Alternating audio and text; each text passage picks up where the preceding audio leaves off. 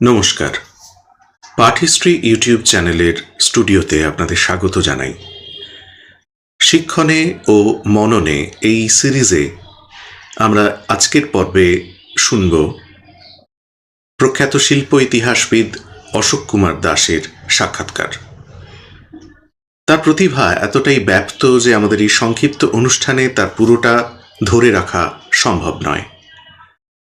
সত্যজিৎ রায়ের সঙ্গে তার দীর্ঘ ঘনিষ্ঠতা আর তারই সূত্র ধরে পরবর্তীকালে বিশ্বভারতীর কলা ভবনে তিনি সত্যজিৎ রায় চেয়ার প্রফেসর।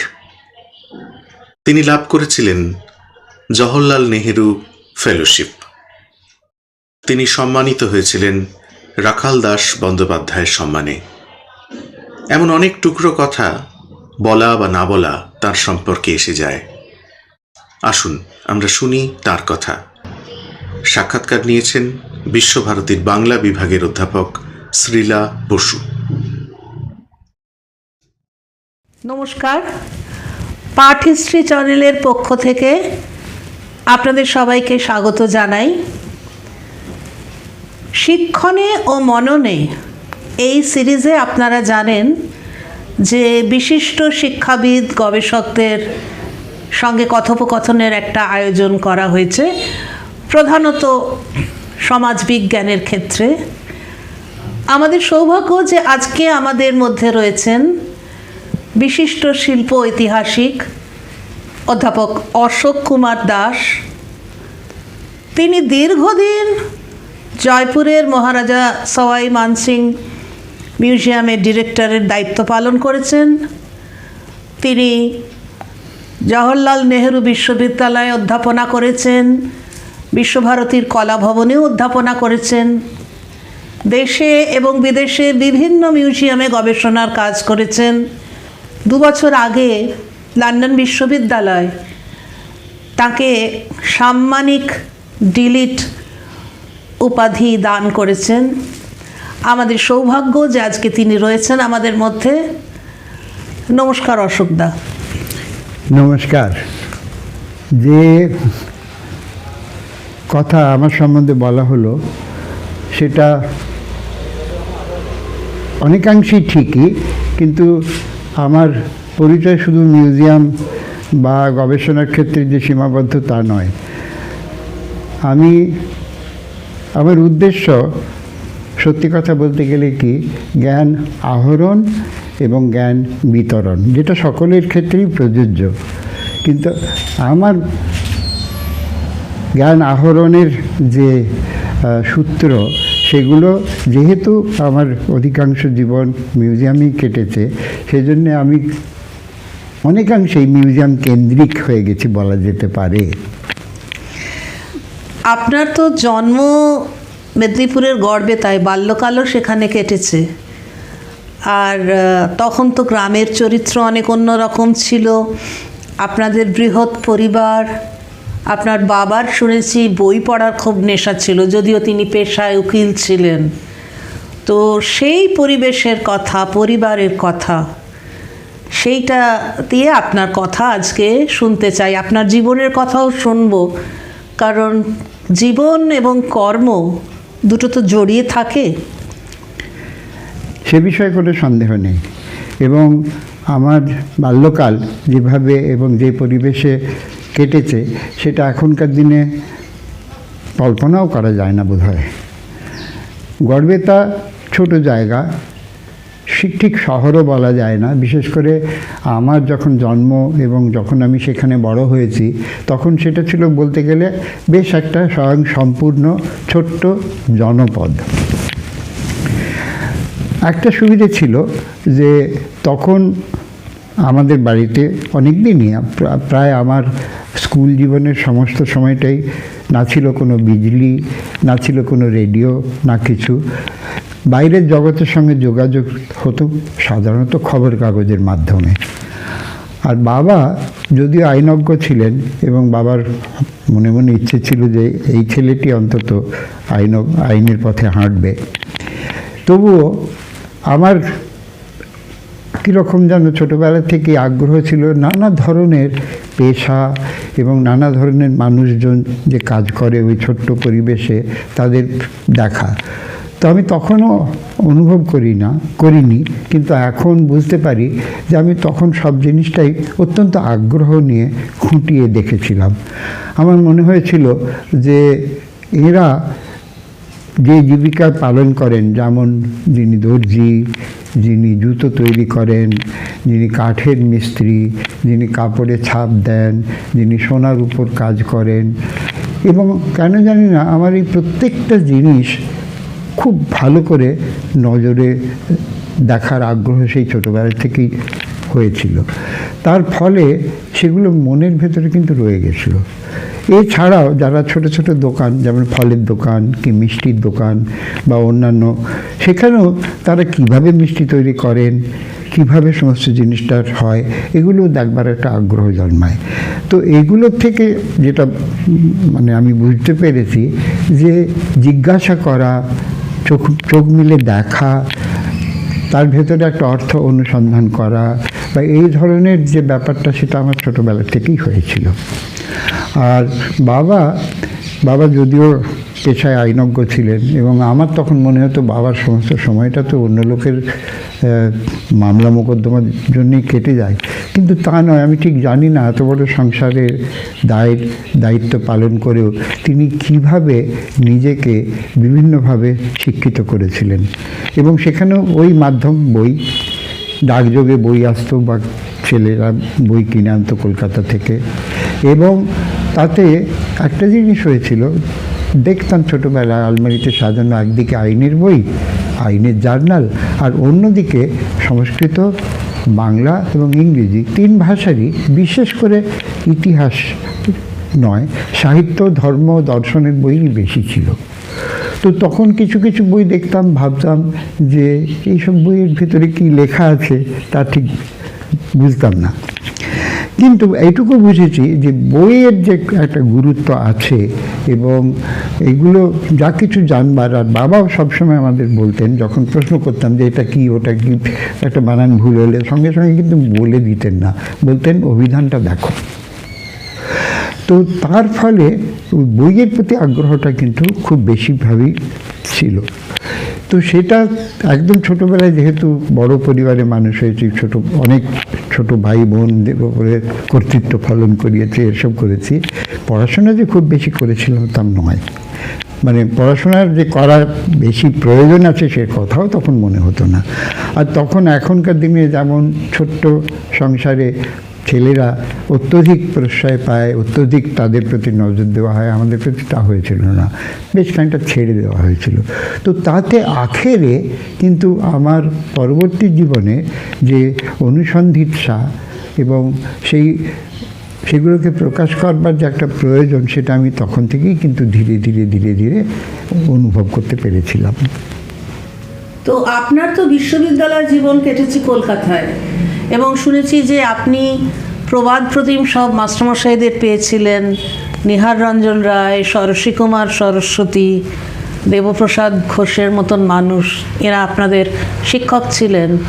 তো এদের সম্পর্কে এবং আপনার সহপাঠীদের কথা, এইগুলো একটু শুনতে চাই আজ। হ্যাঁ, সেটা আমি কি বলবো, আমার অশেষ সৌভাগ্য। আমি তখন তো ঠিকই ছিল না কি পড়বো না পড়বো, এখনকার মতো তো সেই ক্লাস 11-12 থেকেই ঠিক করতে হয় যে ভবিষ্যৎ জীবনে কী করবে, তার জন্য একটা প্রস্তুতি লাগে। তো তখন তো সেরকম ছিল না। ঠিক আছে, চেষ্টা করো, যদি ইতিহাসে না পাও, প্রাচীন ভারতীয় ইতিহাস সংস্কৃতি আছে তাতে পেতে পারো। সেইভাবেই আমি কিন্তু প্রাচীন ইতিহাস ও সংস্কৃতি বিভাগে ভর্তি হই।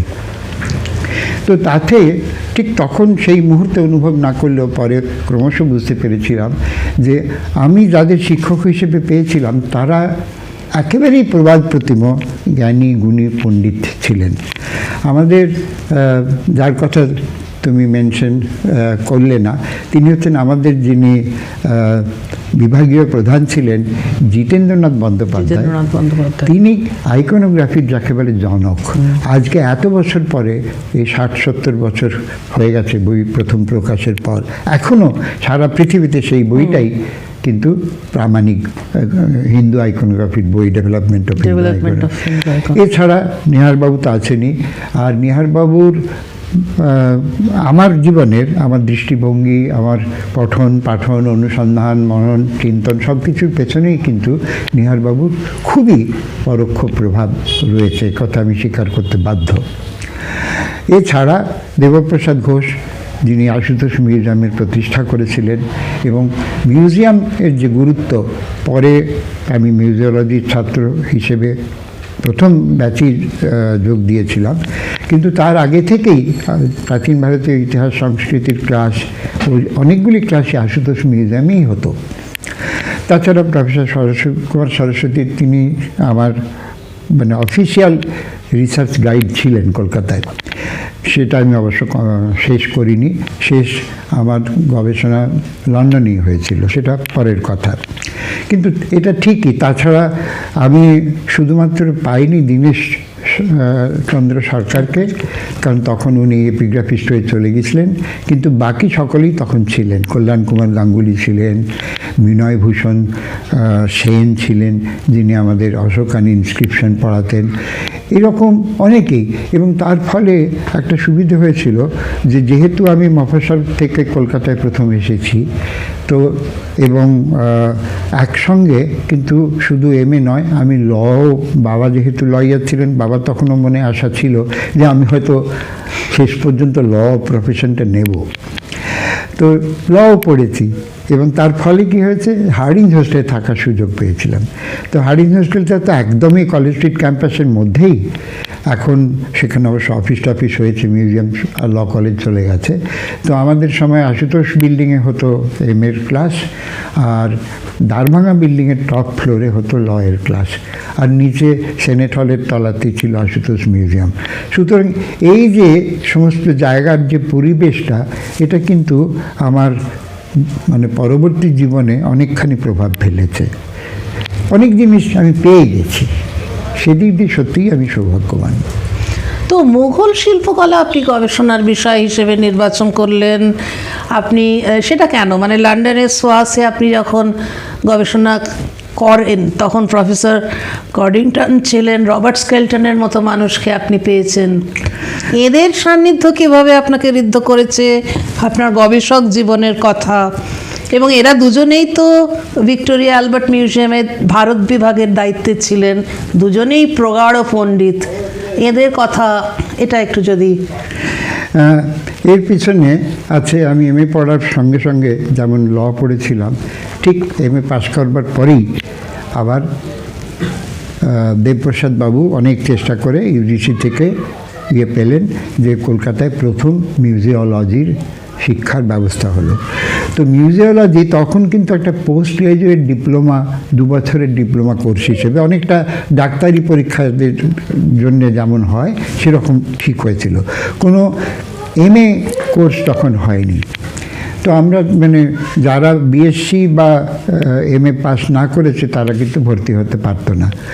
তো তখন প্রাচীন ভারতীয় ইতিহাস থেকে মিউজিওলজিতে যাওয়াটা খুব একটা কঠিন ছিল না, কারণ আমাদের দেশে তখন অধিকাংশ মিউজিয়ামই ছিল প্রত্নতাত্ত্বিক মিউজিয়াম, এবং এমনকি আর্ট গ্যালারির সংখ্যাও খুব সীমাবদ্ধ ছিল। এবং এছাড়া যেটা সায়েন্স মিউজিয়ামের কনসেপশনগুলো, সেগুলো অতটা মানে প্রসারিত হয়নি। ইন্ডিয়ান মিউজিয়াম ছিল মাল্টিপারপাস মিউজিয়াম, সেখানে জিওলজি, জুওলজি, বটানি, অ্যানথ্রোপোলজিও আছে, আবার আর্ট আর্কিওলজিও আছে। আর যেহেতু আমরা এনশিয়েন্ট ইন্ডিয়ান হিস্ট্রির ছাত্র ছিলাম, আমরা প্রফেসর সরস্বতী, প্রফেসর নিহারঞ্জন রায় এবং কল্যাণ কুমার গাঙ্গুলি, এরা আমাদের অনেকগুলো প্রত্যেক শুক্রবার আমাদের ক্লাস মিউজিয়ামেই হতো। তো মিউজিয়ামের সঙ্গে যাতায়াতটা সেই জন্য খুব স্বাভাবিক ছিল আমাদের পক্ষে। তাই যখন মিউজিওলজির কোর্স শুরু হলো, তখন আমাদের অনেকটাই মানে পড়াশোনার যে উদ্দেশ্য সেটা মিউজিয়ামমুখী হয়ে গেল। তবুও আমি এমএ পাস করবার পর এবং মিউজিওলজি পাস করবার পর হঠাৎ পিসি নাহার ফেলোশিপ পেলাম। সো ফেলোশিপটা হচ্ছে জৈন আর্টের স্টাডিতে। তো আমার গাইড হলেন প্রফেসর সরস্বতী। উনি আমাকে সোজা কথা বললেন যে দেখো বাবা, যদি পালি কিংবা প্রাকৃত কিংবা অর্ধমাগধী না জানো তাহলে এই বিষয়ে গবেষণা কী করে করবে। কিন্তু তখন আর অন্য কোনো স্কলারশিপ পাওয়ার সম্ভাবনা ছিল না। সেটাই কিছুদিন কন্টিনিউ করার পর মিউজিওলজি যখন পাশ করলাম, তো তখন আমি মানে মিউজিওলজিতে কোনো সুযোগ কতটা হবে জানা ছিল না। কিন্তু হঠাৎ অমিতা রায়, আমার মাস্টারমশাইও ঠিক ছিলেন না কিন্তু প্রায়, অমিতাদি নেপালে 1.5 বছরের জন্য গেলেন ইন্ডিয়ান মিশনে কাজ করতে। তো সেই পোস্টটা খালি হলো। তো আমাকে নিহারবাবু ডেকে বললেন যে তুমি পড়াও 1.5 বছর। তো আমি অবাক, আমার কোনো অভিজ্ঞতা নেই শিক্ষকতার, একেবারে MA ক্লাসে পড়ানো, এটা কি করে সম্ভব। তো খুবই চিন্তিত ছিলাম। উনি বললেন কেন, 6 মাস আছে, নিজেকে তৈরি করো। যাই হোক, 6 মাস পরে পড়লাম। পড়ে আমার এতই তখন ভালো লেগেছিল যে আমার মনে হয়েছিল শিক্ষকতাই বোধহয় আমার ভবিষ্যৎ জীবন। তারপরে মিউজিওলজি পাস করেছি এবং ইন্ডিয়ান মিউজিয়ামে তখন বেশ একটা পরিবর্তন হয়। নতুন আইন পাস হয়, বোর্ড অফ ট্রাস্টির পাওয়ার বাড়ে, ডাইরেক্টর অ্যাপয়েন্টেড হয় এবং সেই সঙ্গে একটি নতুন পোস্ট এসেছিল ডেপুটি কিপার। সেটা তখনকার দিনের পরিভাষায় ক্লাস 1 গেজেটেড র্যাঙ্কের পোস্ট। তা আমাকে নিহারবাবু ডেকে বললেন যে এইটা একটা বড় সুযোগ, তুমি ইন্টারভিউতে অবশ্যই যাবে এবং আমার মনে হয় তোমার উচিত মিউজিয়ামের চাকরি নেওয়া। তার কারণ বিশ্ববিদ্যালয়ে এত সীমিত সুযোগ, কম পোস্ট, তখন মাইনেও খুবই কম ছিল। তো দেখো, অনেক বড় বড় নামকরা অধ্যাপক এখানে রয়েছেন, তারা কেউই অধ্যাপক হতে পারেননি, লেকচারার থেকে বড়জোর রিডার পর্যন্ত হয়েছেন। সুতরাং আমার মনে হয় তোমার ভবিষ্যৎ মিউজিয়ামে। গেলাম, মিউজিয়ামের চাকরি পেয়েও গেলাম, কাজও শুরু করলাম। তখন কিন্তু আবার আমার দৃষ্টিভঙ্গিতে একটা মস্ত বড় পরিবর্তন এলো। তার কারণ আমি হলাম ডেপুটি কিপার আর্ট, আর লেখাপড়া শিখেছি এনসেন্ট ইন্ডিয়ান হিস্ট্রিতে, যেখানে এমফ্যাসিসটা বেশি হচ্ছে আর্কিওলজির ওপরে। আর আর্কিওলজি কিন্তু আমার এখতিয়ারে ছিল না। আর্কিওলজি তখনও আর্কিওলজিক্যাল সার্ভে অফ ইন্ডিয়ার যিনি রিজিওনাল কিপার মানে ছিলেন, তখন ডিরেক্টর বলা হতো না, সুপারিনটেন্ডিং আর্কিওলজিস্ট বলা হতো। তিনি এক্স অফিসার মিউজিয়ামের আর্কিওলজিক্যাল সেকশনের কিউরেটার কিপার ছিলেন। যাই হোক, টু কাট ইট শর্ট, দেখলাম যে আমি যে বিষয়ে কাজ করতে এসেছি তার মানে বিষয় হচ্ছে পেন্টিং, আর তারপরে টেক্সটাইলস, ডেকোরেটিভ আর্টস, এইসব, যেগুলোতে আমার অতটা জ্ঞান ছিল না। তো তখন আবার স্যার আমাকে বললেন যে জ্ঞান ছিল না ওটা কোনো কথা না, শিখে নিতে হবে। তো তখন আমার মনে হলো যে আমি যদি মোগল পেন্টিং সম্বন্ধে বিশেষ না জানি তাহলে কিন্তু রাজপুত বা রাজস্থানী বা পাহাড়ি পেন্টিং বা অন্য কোনো পেন্টিং ট্র্যাডিশন ভালো করে জানতে পারবো না। কিন্তু আমার তো ব্যাকগ্রাউন্ড অতটা সলিড নয় মোগল পেন্টিং সম্বন্ধে। যাই হোক, ইতিমধ্যে কমনওয়েলথ স্কলারশিপের একটা দরখাস্ত বেরোলো, বিজ্ঞাপন বেরোলো। দরখাস্ত করলাম, ইন্টারভিউ দিতে গেলাম। তখন আমি মোটামুটি মনস্থির করেছি যে যা হয় হবে। আমি ইন্টারভিউতে বলবো যে যদি আমাকে এই সুযোগ দেওয়া হয় আমি কিন্তু জৈন আর্ট বা অন্য বিষয় নিয়ে ইংল্যান্ডে লেখাপড়া শিখতে যাব না, আমি মোগল পেন্টিং নিয়ে করব। গেলাম, বললামও। ইন্টারভিউটা বেশ বড়, অনেক লোকজন বিভিন্ন দেশ থেকে এসেছেন, 13 জন আমার সামনে বসে আছেন, তাদের ফেস করেছি। তো তখন মানে বলতে অবাক লাগে, নিজেরই আশ্চর্য লাগে। আমি কিন্তু গিয়ে বললাম যে আপনারা যদি আমাকে নির্বাচন তো করেন, আমি কিন্তু জৈন আর্ট বা প্রাচীন ভারতীয় ইতিহাসের কোনো শাখা নিয়ে করব না, আমি মোগল পেন্টিং নিয়ে করব। তো তখন আমাকে প্রশ্ন করা হলো যে মোগল পেন্টিং, তোমার তো ব্যাকগ্রাউন্ডই নেই সেরকম, আমি মানে চাইলেই আমাকে ইউনিভার্সিটি অ্যাকসেপ্ট করবে কেন?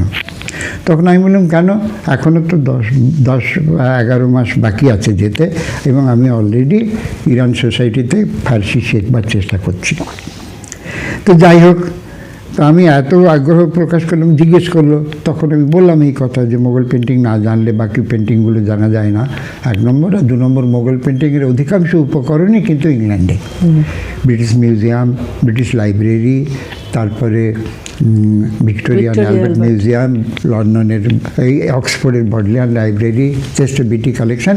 ভারতবর্ষে তখন অন্তত মোগল পেন্টিং সম্বন্ধে যত উপাদান তার শতকরা 80% ওখানে পাওয়া যায়। আর শুধু তাই নয়, মোগল পেন্টিং ছাড়াও পার্সিয়ান পেন্টিং এবং টার্কিশ, ইউরোপিয়ান সবই তো এক জায়গায় পাওয়া যাবে। তো যাই হোক, বোধহয় খুব জোর গলায় বলেছিলাম, জানি না, শেষ অবধি আমি কমন স্কলারশিপ পেয়ে গেলাম, মানে কপালে যাকে বলে আর কি, বেলালের ভাগ্যে শিখে ছেঁড়ার মতো। যখন পেলাম তো তখন আমাকে ওখান থেকে জানানো হলো যে আমাকে অ্যাকসেপ্ট করা হয়েছে স্কুল অফ ওরিয়েন্টাল আফ্রিকান স্টাডিজে। এবং আমার যিনি সুপারভাইজার তিনি আমাকে চিঠি লিখলেন যে তখনকার দিনে তো যাতায়াত সুবিধে ছিল না, আর টেলিফোন খুব কম পাওয়া যেত, মোবাইল টোবাইলের ব্যাপার নেই। তো বলা হলো যে তুমি যে আগামী 6 মাসে যত উপাদান তোমার দেশে আছে সেগুলো কিন্তু সংগ্রহ করে আনবে, কারণ ফিরে যেতে পারবে না, তোমার পক্ষে অসুবিধাজনক হবে, এবং বেশ একটা ভালো করে প্রপোজাল এবং বিবলিওগ্রাফি করে তাকে পাঠাতে হবে। উঠে পড়ে লেগে গেলাম। তখন ভারতবর্ষের সব মিউজিয়ামে যাওয়ার অনুমতিও পেলাম, দেখলাম, গেলাম, মোটামুটি উপাদান সংগ্রহ করে হাজির হয়ে গেলাম। এবং ওখানে তুমি যেমন বললে যে সেখানেও আমার সৌভাগ্য কাজ করেছে, যে শুধু যে রবার্ট স্কেলটন এবং প্রফেসর কডরিংটনকে, যিনি আমার সুপারভাইজার ছিলেন, পেয়েছিলেন তাই নয়, আরও যে সমস্ত দিকপাল অধ্যাপক, professor basil grey, Douglas Barrett, rape Pindar Wilson, তারপরে প্রফেসর রবিনসন, মানে যারা পার্সিয়ান পেন্টিং এবং মোগল পেন্টিং সম্বন্ধে যত কিছু বই, লেখা, গবেষণার কাজ করেছেন, বলতে গেলে তাদের সকলেই তখন ওখানে। তখনও আমেরিকাতে এতটা মোগল পেন্টিং শিক্ষা বা শিক্ষণের ব্যাপার হয়নি। তো সেখানে আমি আমার মোটামুটি উপাদানও পেয়ে গেলাম, সব কিছু করলাম, এবং আমি মোগল পেন্টিং সম্বন্ধেই যে ভালো করে করব, 1 বছরের ভেতরে আমার প্রপোজাল আমার অধ্যাপক অ্যাপ্রুভ করলেন যে জাহাঙ্গীরের উপরে কাজ করা। সেইভাবেই হলো। তো আপনি গবেষণা তো জাহাঙ্গীরের সময়টা নিয়ে করেছেন, আবার আকবরের পৃষ্ঠপোষকতায় যে রাজামনামা মহাভারতের অনুবাদ সেটাও করেছেন, মনসুরের ওপর খুব খুঁটিয়ে কাজ করেছেন। আবার পরের দিকে অনেক উপেক্ষিত প্রসঙ্গ, ধরা যাক যে মেয়েরা কাজ করছেন কিনা, বা আকবরের ডিসলেক্সিয়া আছে কিনা, এরকম নানা রকম প্রসঙ্গ নিয়েও আপনি কাজ করেছেন। এছাড়া পাহাড়ি বা অন্যান্য রাজপুত পেন্টিং এগুলো তো আছেই। তো আপনার নিজের যে কাজ, গবেষণামূলক যে কাজ, তার মধ্যে কোন দিকটা আপনার মনে হয় যে বেশি গুরুত্বপূর্ণ আপনার নিজের চোখে? এখানে বলি যে প্রস্তুতি হিসেবে যখন নিয়ারবাবু ইন্ট্রোডাক্টরি লেটার লিখে দিলেন সকলের ক্ষেত্রে, তখন আমি যাদের সঙ্গে দেখা করেছিলাম তার ভেতরে একজন হচ্ছেন রায়কৃষ্ণ দাস। রায়কৃষ্ণ দাসজি যদিও হিন্দি সাহিত্যের সবচেয়ে একজন বড় দিকপাল, কিন্তু উনি আবার বেনারস হিন্দু ইউনিভার্সিটির ভারত কলা ভবনের প্রতিষ্ঠাতা, এবং ভারত কলা ভবন ভারতবর্ষের একটা লিডিং মিউজিয়ামের ভেতরে অন্যতম। তো ওর কাছে যখন আমি যাই, উনি আমাকে বলেছিলেন, ঠিক আছে জাহাঙ্গীর নিয়ে কাজ করবে বাবা, কিন্তু তুমি জাহাঙ্গীর নিয়ে কাজ করলে আকবর সম্বন্ধে না জানলে জাহাঙ্গীর আসবে কী করে? তো আমি বললাম, স্যার আকবর বড্ড জটিল ব্যাপার, কারণ প্রায় 50 বছর ধরে রাজত্ব করেছেন, ওই রকম বিশাল বড় তার ওয়ার্কশপ, সেখানে অত লোকজন। বলেন হ্যাঁ, সেটা জানলে তবে তো তুমি জাহাঙ্গীর করতে পারবে। ঠিক আছে, জাহাঙ্গীরের যেহেতু সময়টা, আর তুমি যেটা বলছো যে জাহাঙ্গীরের নিজের অত্যন্ত উৎসাহ ছিল বলে তিনি একটা স্পেসিফিক স্কুল যাকে বলে মোগল পেন্টিংয়ের সেটা করেছিল, কিন্তু মনে রাখবে যে আকবর না জানলে জাহাঙ্গীর জানা হবে না। তাই তখন আমার বিষয়বস্তু, কারণ তখন আমি এইটুকু বুঝেছিলাম যে গবেষণা, বিশেষ করে পিএইচডির গবেষণা, আমরা অনেক সময় মনে করি, ভুল করি যে পিএইচডি হয়ে গেছে, ব্যাস হয়ে গেছে, তা নয়। কিন্তু এই কথা আমাকে নিয়াসবাবু আগেই মনে করিয়ে দিয়েছিলেন যে পিএইচডিটা কিন্তু পাসপোর্ট, এটা ভুলে যেও না। তুমি তো একটা বিষয়ে তুমি মাইক্রো স্টাডি করেছো, এখন তুমি আরও অনেক যেগুলো সংযুক্ত ক্ষেত্র সেগুলোতে বিচরণ করবার তোমার প্রয়োজন আছে। তো স্বাভাবিক, আমি যদি রজমনামা অর্থাৎ মহাভারতের যে অনুবাদ, কেন আকবরের মতো একজন বিদেশি রাজা যিনি এসেছেন সুদূর ফারঘানা থেকে, ভাষা তার আলাদা, সংস্কৃতি আলাদা, তিনি কেন হঠাৎ রামায়ণ মহাভারতে হবেন, আগ্রহী হবেন? তো স্বাভাবিকভাবে ওই যে বললাম ছোটোবেলার থেকেই প্রশ্ন, এই প্রশ্নগুলো যদি আমি নিজের মনে না ওঠে এবং আমি যদি তার একটা স্যাটিসফ্যাক্টরি উত্তর দিতে না পারি, তাহলে আমার সমস্ত প্রচেষ্টাই ব্যর্থ। তাই আমি ধীরে ধীরে এবারে যে আমার কাজ তো শুধুমাত্র একটা মোগল পেন্টিংয়ের ধারাবাহিকতা বলা তা নয়, আমাকে বোঝাতে হবে যে তার বৈশিষ্ট্য কী, তার ভেতরে। আর মোগল পেন্টিংয়ে আমরা অনেক সময় মনে করি যেন একটা বিদেশি ভাবধারা, এবং এখন এই ধারণাটা হয়ে গেছে যে মোগলরা যেন শুধুমাত্র একটা অত্যাচারী ইম্পিরিয়াল পাওয়ার হিসেবে ছিল, কিন্তু তা তো নয়। আরেকটা কথা বলা দরকার যে আমি যে বছর অর্থাৎ 1964 সালে কমনওয়েলথ স্কলারশিপ পেয়ে ইংল্যান্ডে গেলাম, তখন কিন্তু ইতিহাসে আরও 4 জন স্কলারশিপ পেয়ে গেছিলেন। 4 জনই দিকপাল। একজন বিনয়ভূষণ চৌধুরী, একজন হীরেন চক্রবর্তী, একজন কাঞ্চনময় মজুমদার, এবং আরেকজন ছিলেন অনিতা, আমি ভুলে গেছি, বসু, মিসেস বসু, উনিও পেয়েছিলেন, উনিও গেছিলেন। তো যাই হোক, এক্ষেত্রে বিনয়দা বিশেষ করে, আর বিনয়দার স্ত্রী তৃপ্তিদি, কারণ তখন কমনওয়েলথ স্কলারশিপে, বা এখনও আছে কিনা জানি না, সহধর্মিণীরা যেতে পারতেন।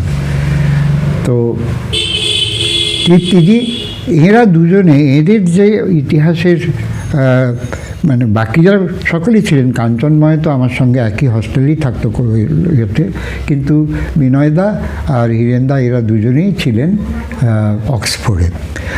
আর বিনয়দা এরা দুজনেই অলরেডি কলকাতা ইউনিভার্সিটির পিএইচডি ছিলেন, ওটা 2য় ডিগ্রি করতে পারে গেছিলেন।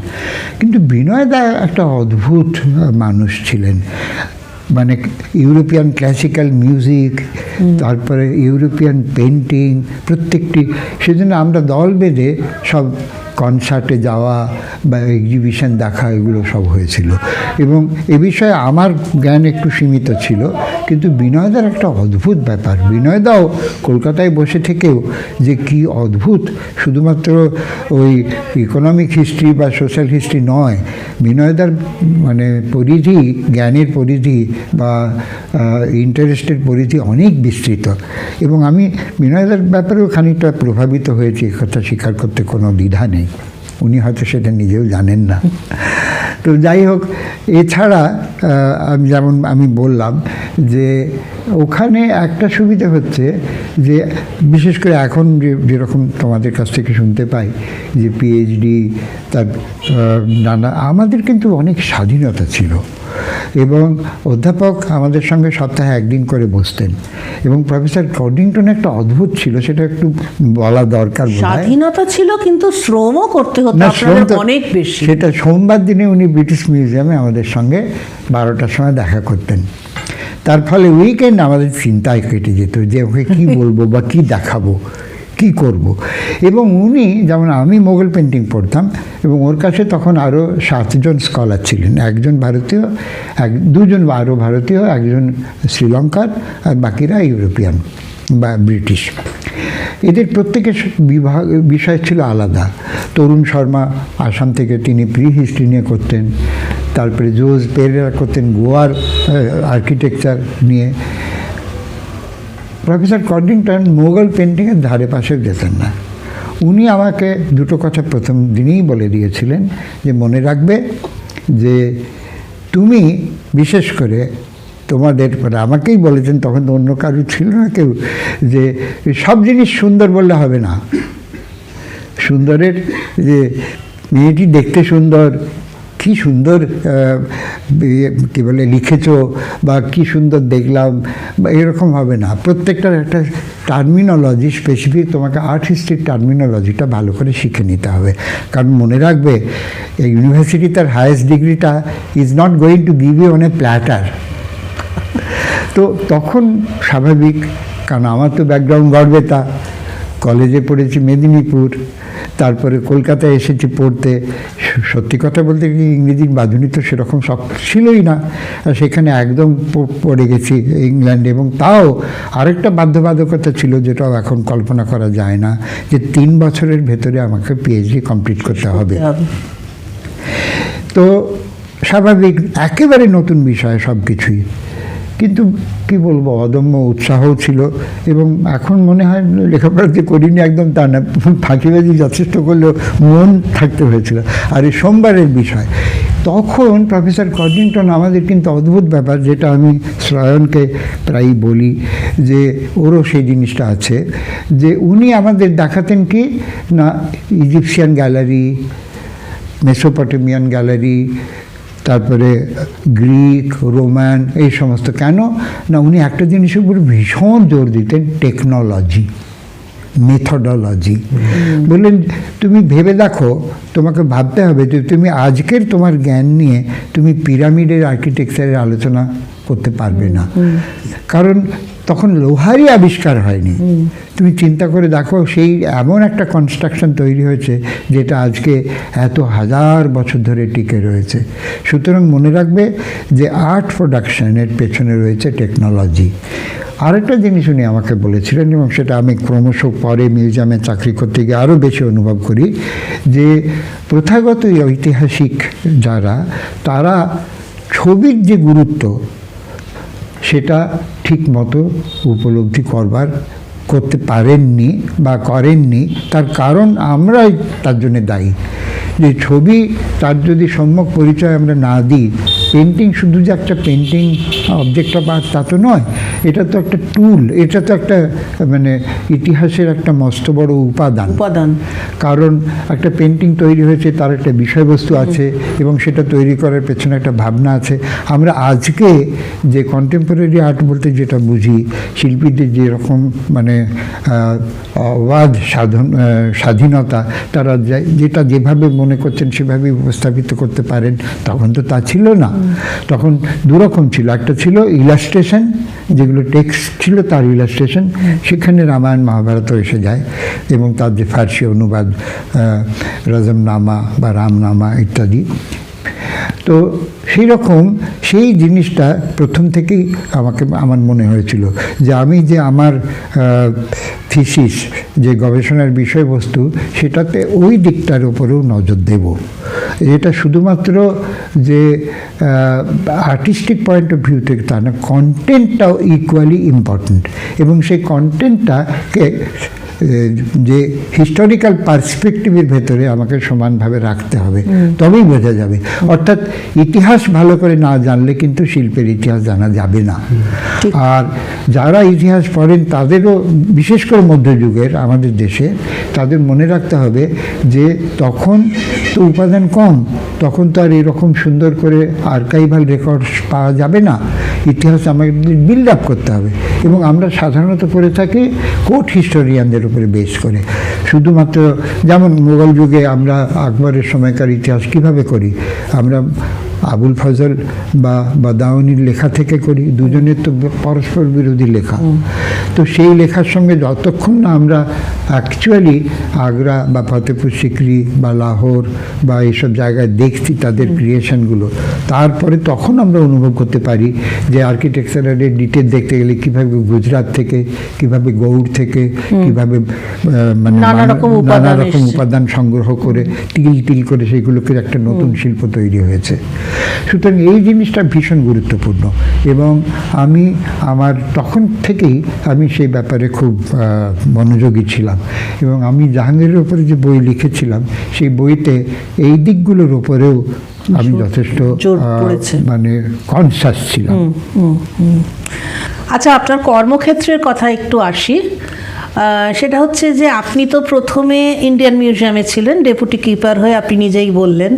তো সেটা সরকারি চাকরি, এবং তারপর দীর্ঘ 17 বছর আপনি জয়পুরে রাজপরিবারের মিউজিয়াম, সেখানে রাজমাতা গায়ত্রী দেবীর সঙ্গ আপনি পেয়েছেন। এই দুটো কর্মক্ষেত্রের চরিত্রের পার্থক্য এবং রাজমাতার সান্নিধ্য, রাজপরিবারের সান্নিধ্য, এইটা একটু শুনতে চাই। হ্যাঁ, আমি কলকাতায় মোট 9 বছরের মতো ছিলাম। 3 বছর ইংল্যান্ডের উচ্চশিক্ষার জন্য যাওয়ার সময় ধরে। তো এই 9 বছরের ভেতরে প্রথম 2 বছর, তারপর ইংল্যান্ডে 3 বছর, এবং পরের যে 5 বছর, প্রথম 1.5 বছর ধরি, পরের যে প্রায় 5 বছর সময়, এটা কিন্তু দুটো আলাদা বিভাগ করতেই হয়। তার কারণ প্রথমবারে আমি ছিলাম একেবারে যাকে বলে মুক্ত বিহঙ্গ। তার কারণ আর বিশেষ কেউ ছিল না, এবং যিনি ডিরেক্টর ছিলেন তিনি, তার আমার উপরে অগাধ আস্থা ছিল। আমি খুব ভালো করে মনের মতো করে কাজ করতে পারতাম। তারপরে যখন, এবং তখন আমি আবার সেই সময় কিন্তু এমন সমস্ত মানুষজনের সংস্পর্শে এসেছিলাম যেটা এখন ভাবাই যায় না। যেমন মিউজিয়ামের একজন পরিদর্শক ছিলেন কে না, সুনীতি কুমার চট্টোপাধ্যায়। তখন উনি ন্যাশনাল প্রফেসর। উনি মাসে একবার করে মিউজিয়ামে আসতেন।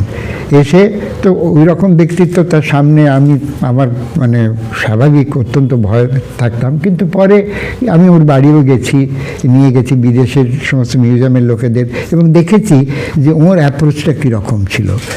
তবে সব এরা তো বলতে গেলে এক ধরনের যুগপুরুষ ছিলেন। তারপরে আরেকজনের নাম আমাকে এখানে করতে হয়, লেডি রানু মুখার্জি। কারণ তখন উনি সবে একাডেমি অফ ফাইন আর্টসের সৃষ্টি এবং কালেকশন করা, এবং উনি আমাকে তার সঙ্গে বেশ খানিকটা সংশ্লিষ্ট করে দেন। তাতে একটা সুবিধা হয়েছিল যে যাকে আমরা আর কি কন্টেম্পোরারি আর্ট বলি, ওয়ার্ল্ডের সঙ্গে একটা যোগাযোগ তখনই স্থাপিত হয়। কিন্তু ইংল্যান্ড থেকে ফিরে আসার পর আমার বেশ খানিকটা, আজকে বলতে বাধা নেই, স্বপ্নভঙ্গ হয়।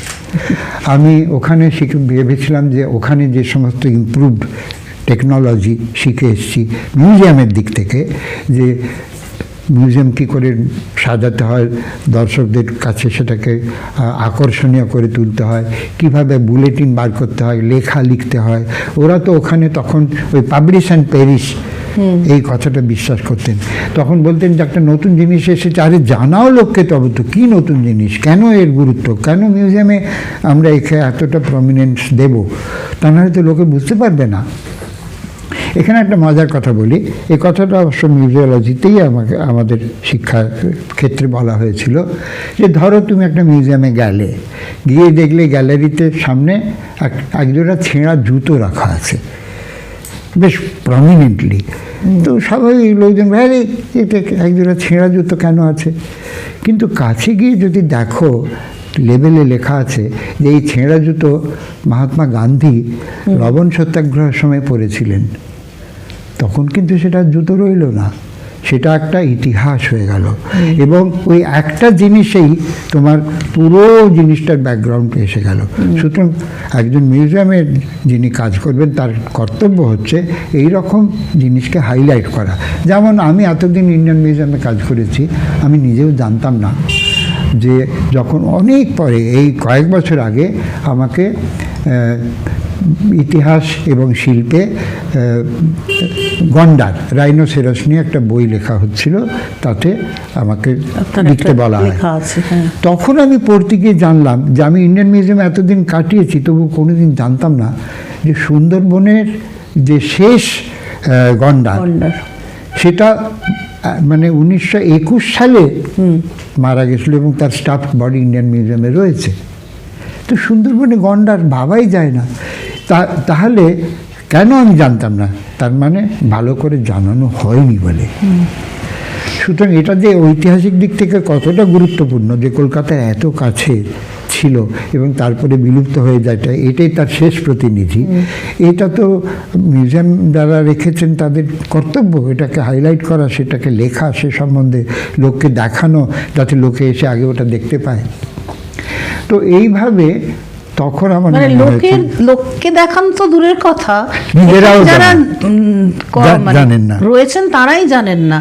তো এই রকম একটা সময় যখন আমি ইন্ডিয়ান মিউজিয়ামে যা যা করতে চেয়েছিলাম সেগুলো করতে পারছিলাম না, খানিকটা মনের কষ্টেতেই ছিলাম।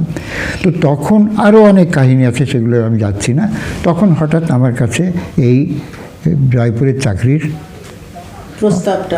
প্রস্তাবটা আসে এবং আমি খুব অবাক হয়ে যাই। তার কারণ আমি রাজমাতা গায়ত্রী দেবীর সঙ্গে আমার কোনো পরিচয় ছিল না, আমি কোনোদিন জয়পুর যাইনি এবং সেখানকার মিউজিয়াম সম্বন্ধে আমার কোনো ধারণাই ছিল না। এবং শুধু তাই নয়, কোনো ইন্টারভিউ নেই, কোনো বিজ্ঞাপন নেই, কিছু নেই, একটা চিঠি যে তোমাকে ডাইরেক্টর হিসেবে অ্যাপয়েন্ট করা হচ্ছে। এখনকার দিনে স্বজন পোষণ বা অন্য কিছু বলে নিশ্চয়ই হই হই করে ঝড় উঠতো, অনেক কমপ্লেন যেত প্রধানমন্ত্রী কিংবা প্রেসিডেন্টের কাছে। তো যাই হোক, সেই চাকরি আমার নেওয়ার ক্ষেত্রে অনেকটা হেজিটেশন ছিল, সরকারি চাকরি ছেড়ে চলে যাব।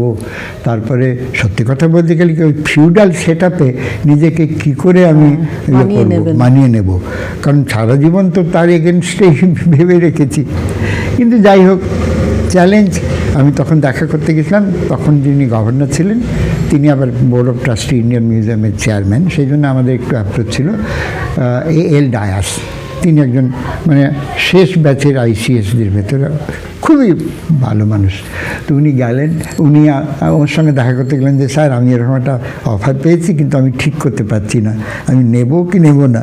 তো উনি তখন বললেন যে দেখো, তুমি নেবে কি নেবে না এটা তোমার ডিসিশন, আমি তো তোমার হয়ে ডিসিশন নিতে পারি না, কিন্তু একটা কথা বলতে পারি তোমাকে। বললেন, আমার সেই লাইনটাও মনে আছে, if I were you I wouldn't have hesitated even for a moment. তোমার এখন মাত্র 35 বছর বয়স, তুমি একটা ডিরেক্টর হিসেবে অ্যাপয়েন্টমেন্ট পাচ্ছ, এরকম সুযোগ ছাড়ার তো কোনো প্রশ্নই নেই। ব্যাস, তারপরেই আমি এসে রেজিগনেশন লেটার দিয়ে জয়পুর চলে গেলাম।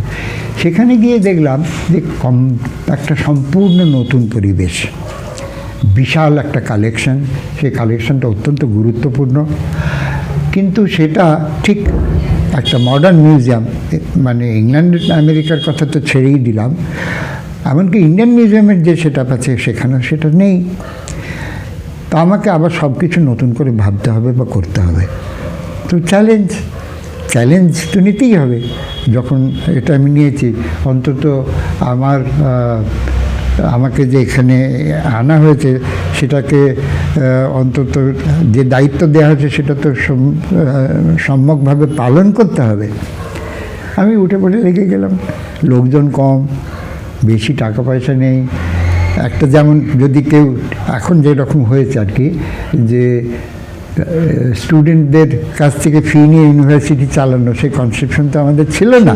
আর সেরকম গ্যালারিতে এখন যেমন অনেক মিউজিয়াম ভারতবর্ষে আছে যারা 400-500 টাকার টিকিট করেছে, তারা কিছু বলতে গেলে বলে কেন তোমরা তো 30-40 পাউন্ড বা ডলার দিয়ে বিদেশে দেখতে যাও, কিন্তু কজন যায়? আমাদের দেশের লোকরা মিউজিয়ামে আনতে গেলে যদি এত টাকা টিকিট কাটতে হয় তাহলে তো সম্ভব না।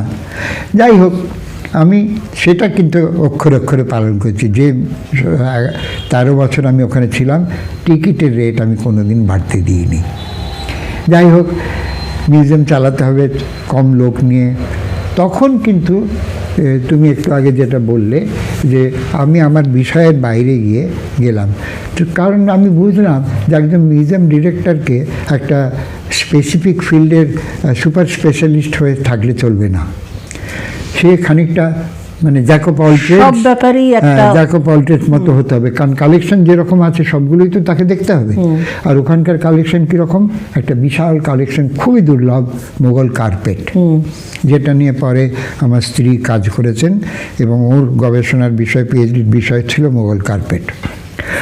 আর এছাড়া রয়েছে একটা বিশাল বড় পেন্টিংয়ের কালেকশন, আর্মস অ্যান্ড ওয়েপন্স রয়েছে, পুরনো ফটোগ্রাফস আছে, ইত্যাদি নানা রকমের জিনিস। এবং প্রত্যেকটা জিনিসই আছে যেগুলোকে নিয়ে অনেক কিছু বলবার আছে এবং জানানোর দরকার, লোকে জানি না। তো আমি যথারীতি কাজে লেগে পড়লাম। তো এবং তখন যা হয়, কিছু পয়সা রোজগার করা দরকার, তার জন্যে মিউজিয়ামের পোর্টফোলিও বার করা, রিপ্রোডাকশন বিক্রি করা, বই লেখা, ক্যাটালগ তৈরি করা, এক্সিবিশন করা, এই সবই ধীরে ধীরে ধীরে ধীরে আমি করতে আরম্ভ করলাম। এবং অভাবনীয় সাফল্য সেখানে। ওখানের যে মিউজিয়ামে এত রকমের জিনিসপত্র আছে এবং সেগুলোতে এত কিছু দর্শনীয় রয়েছে, সেটাও লোকে অনুভব করলো। এবং এখন শুধু বিদেশি না, আগে ইন্ডিয়ান মিউজিয়াম বা ভিক্টোরিয়া মেমোরিয়ালের যে দর্শকের সংখ্যা, সেটাই ছিল ভারতবর্ষের সবচেয়ে বেশি। কিন্তু এখন ওইসব মিউজিয়ামেও প্রচুর লোক মানে আসে, অত টাকা টিকিট দেওয়া সত্ত্বেও। দেখে কতটা তারা স্যাটিসফাইড হয় তা আমি জানি না, কিন্তু মিউজিয়াম দেখবার জিনিসটা, সেটা অবশ্য একটা আমাদের মিউজিয়াম পড়বার সময় একটা জিনিস বলা হয়েছিল, যে বিশেষ করে কলকাতার পটভূমিকায় যে লোকে মিউজিয়াম যায় বাবার হাত ধরে ছোট হিসেবে, আরেকবার ছেলেকে নিয়ে ছেলেকে হাত ধরে আরেকবার যায়, তারপরে আর মিউজিয়াম যায় না। তার কারণ হচ্ছে মিউজিয়াম আলাদা আলাদা প্রদর্শনী করে না, সেই একই জিনিস, হ্যাঁ একই জিনিস দেখবার জন্য স্বাভাবিকভাবে তার মনে হয় এ তো অনেক দিন দেখেছি। ডিসপ্লে চেঞ্জই করে না, নতুন জিনিস আনে না, কিন্তু দেখাবার অনেক কিছু আছে। এই কিছুদিন আগে যে বুদ্ধের রিমেন্স নিয়ে যে দিল্লিতে এক্সিবিশন হয়ে গেল, কে জানে যে তার সব জিনিস আজ 100 বছর ইন্ডিয়ান মিউজিয়ামে পৌঁছে যাচ্ছে। ওই যে পেপের যে এক্সকাভেশন, সেই জিনিস তো ইন্ডিয়ান মিউজিয়ামেই আছে, কোনোদিন দেখানো পর্যন্ত হয় না। আজকে তার ভেতরকার কিছু জিনিস, সেগুলোকে নিয়ে এত কথা, এত কোটি কোটি টাকা খরচ করে এত কিছু হয়েছে, তো সেই দায়িত্ব তো আমরা সমানভাবে পালন করি না। তো আপনি তো জয়পুরে যখন ছিলেন, আমরা এটা আপনার লেখায় পড়েছি, আপনার কাছে শুনেওছি যে হীরক রাজার দেশে আর শতরঞ্জ কি খিলাড়ি, এই দুটো সিনেমার শুটিংয়ের জন্যে তখন সত্যজিৎ রায় আপনাদের কাছে এসছেন এবং তাঁর সান্নিধ্য পেয়েছেন। এছাড়া বিভিন্ন মানুষ, তার মধ্যে প্রিন্স চার্লসও আছেন, আরও অনেকে আছেন। জয়পুরে আপনাদের যে অভিজ্ঞতা, না প্রথমটার আগে দ্বিতীয়টার কথা বলিনি। দ্বিতীয়টা হচ্ছে, যেহেতু জয়পুর দিল্লির কাছে, আর দিল্লিতে যে সমস্ত বিদেশের প্রধানরা বা ডিগনিটারিরা আসেন, তো তাদের শুধুমাত্র তো রাজনৈতিক আলোচনা বা এসব বিষয় না, আরও অনেক কিছু থাকে। তো তাদের দু একদিন গ্যাপ দেওয়ার জন্যে হয় জয়পুর নয় আগ্রা, না হলে দুটো জায়গাতেই নিয়ে যাওয়া হয়। তো সেদিক থেকে দেখতে গেলে আমি জয়পুরে থাকাকালীন আমি অনেক অত্যন্ত গুরুত্বপূর্ণ মানে যাকে বলে ডিগনিটারি তাদের পেয়েছিলাম। যেমন প্রিন্স চার্লস তো বটেই, তাছাড়া নরওয়ের জর্ডানের রাজা, নরওয়ের রাজা, তারপরে ইরানের শাহেনশাহ থেকে আরম্ভ করে আমাদের দেশের সমস্ত বড় বড় ডিগনিটারি, এবং তাছাড়াও আরও যাদের পেয়েছিলাম, তাদের ভেতরে সবচেয়ে প্রথমে আমার নাম যাকে উল্লেখ করা দরকার, সেটা সালিম আলী। সালিম আলী যে শুধুমাত্র একজন পক্ষী বিশারদ ছিলেন তা তো নয়, এরকম একটা পার্সোনালিটি মানে সঙ্গে পরিচয় হওয়া, এবং সেই পরিচয় আমৃত্যু ছিল আমার, এবং আমি তার দ্বারাই প্রভাবিত হয়েছি। যখন ওই উস্তাদ মনসুরের ওপরে আমি বই লিখি, তার অনেক উপাদানই তার আগেই আমি ওর সঙ্গে আলোচনা করতে পেরেছিলাম। তারপরে আরও অনেক বড় বড় মানুষ পেয়েছি। আর কে লক্ষ্মণ এসেছেন, তার সঙ্গে তিনি কি মানে কত বড় জ্ঞানী ছিলেন সেটা তো কার্টুনিস্ট হিসেবে বললেই হলো না। তারপরে আর্টিস্ট এসেছেন, সিনেমা জগতের লোক, বিশেষ করে ইউরোপের তারা এসেছেন। অনেক ছবি, যেহেতু সিটি প্যালেস একটা প্যালেস, সেজন্য প্যালেস নেওয়া হতো, শুটিং হতো। তো সত্যজিৎ রায়ের সঙ্গে আমার পরিচয়টা একটু অন্যরকমভাবে। আমি কলকাতা থাকাকালীন আমার পরিচয় হয়েছিল প্রথমবার, সেটা খুব অদ্ভুত ব্যাপার। আমি তখনও ছাত্র, তখন সবে সন্দেশ তার দ্বিতীয় অধ্যায় শুরু করছেন, সত্যজিৎ রায় এবং সুভাষ মুখোপাধ্যায়, 1961-তে। তো তখন আমি গিয়ে হাজির হলাম একদিন, যে তখন মানে সত্যজিৎ রায় ছিলেন না, সুভাষ মুখোপাধ্যায় ছিলেন। তো আমি তখন বললাম যে দেখুন, আমি ইতিহাসের কিছু গল্প নিয়ে যদি লিখি। বললেন হ্যাঁ হ্যাঁ, লিখুন, অবশ্যই লিখুন। তারপরে বললেন মানিকও এটা খুব চায়। তো আমি তখন একটা ছোট লেখা লিখলাম, মাটির নিচে ইতিহাস মাটির বলে, নিচে ইতিহাস। মহেঞ্জোদড়ো এবং হরপ্পার কাহিনী। তো পরে লেখাটা যখন দেখতে যাই তখন আমি ওকে দেখেছি, কিন্তু কথা বিশেষ তখন হয়নি। তারপরে যখন আমি ইন্ডিয়ান মিউজিয়ামে একবার কিছুটা সময়ের জন্যে অ্যাক্টিং ডিরেক্টর ছিলাম, ডিরেক্টর জাপানে গেছিলেন কিছুদিনের জন্যে, তখন আমি একটা আমন্ত্রণ পাই ইউগোস্লাভ এম্বাসি থেকে। তখন ইউগোস্লাভিয়া ছিল, এবং সেখানে অর্ডার অফ টিটো একটা স্পেশাল অ্যাওয়ার্ড সত্যজিৎ রায়কে দেওয়া হচ্ছিল। তো তাতে আমন্ত্রিত হয়ে গেছি। তো আমি একটা এম্বাসি পার্টি ফর্মাল খুব স্যুট বুট পরে টরে গেছি। তো গিয়ে দেখি, ঘামছি, গিয়ে দেখি একজন দীর্ঘদেহী মানুষ প্রবেশ করলেন, মানে খদ্দরে পাঞ্জাবি আর পাজামা আর চটি জুতো, কোলাপুরি চটি জুতো পরে। তো তখন আমি বুঝলাম যে হ্যাঁ, মানে ব্যক্তিত্ব। তো ওর সঙ্গে একটুখানি কথাবার্তা হলো টলো, বিশেষ বেশি কথাবার্তা হওয়ার সুযোগ তো ওখানে নেই। তো উনি বললেন হ্যাঁ, মিউজিয়ামে অনেক কিছু জিনিস আছে, আর মানে ও মিউজিয়ামের প্রতি অনেকখানি আগ্রহ, সেটা তো আমরা লেখাপড়ি বুঝতে পারি, ওইটুকুই।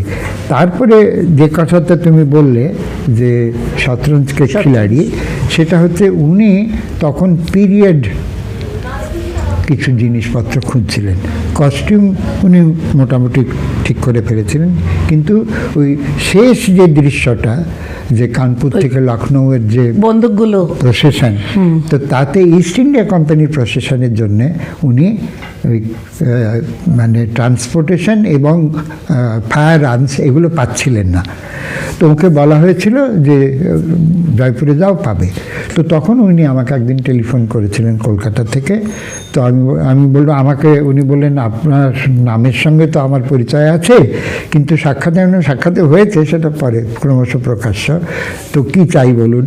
তো উনি যখন বললেন, আমি বললাম কোনো অসুবিধা নেই, আপনাকে দুটো চিঠি লিখতে হবে, শুধু আমাকে লিখলে হবে না।